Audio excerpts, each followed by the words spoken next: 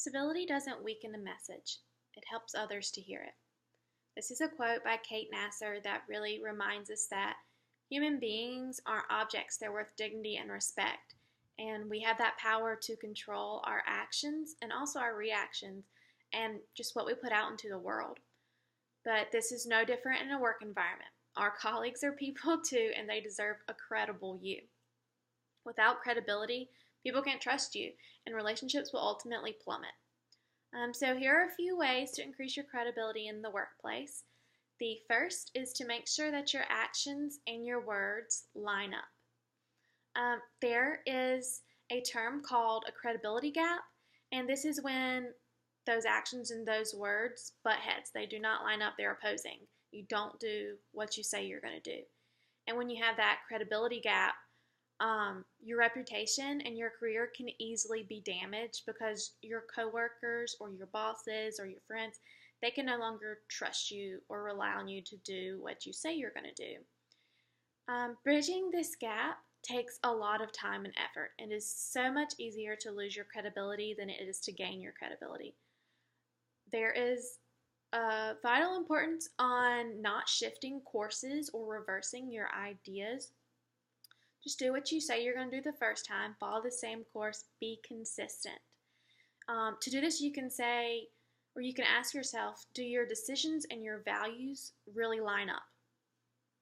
Because words can be perceived as promises. When you say, I'll call you back, do you mean that? Are you actually going to call them back? Are you being upfront with them? This leads me into my next point, which is honesty is the best policy. Yes, this sounds like a cliche. Yes, we are told this since we are children, but it is so true. A good way to practice this in the workplace is to not just solely be honest, but admit when you don't know something.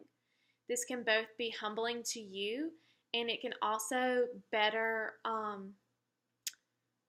help you with your relationships with your colleagues, because if they discover your ignorance before you show them that you're not sure of something or you don't know something, then that can very easily damage your credibility.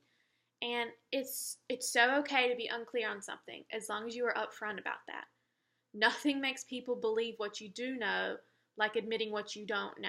So be honest, be upfront, and also follow the rules that you tell others to follow. This goes for bosses mainly. Don't set crazy rules that don't line up with anything that you would follow yourself. Be honest. You danger your credibility whenever you break your own rules. In conclusion, people are going to judge you based off of not only your words, but your actions and your deeds. So it's of vital importance that the two become one. And even though being honest sounds like a given, it's something that has been preached to you since you were a child, it's also important not to hide your mistakes. Being upfront in sticky situations allow people to know that you value honesty within your company, and it's one of the pillars that your company is built on. Once damaged, credibility is incredibly hard to recover. And it's best to know how to become a credible person in the first place in order to succeed in your work environment, in your career. So I hope that these tips have expressed the dire need for credibility in the workplace, in your careers and your jobs.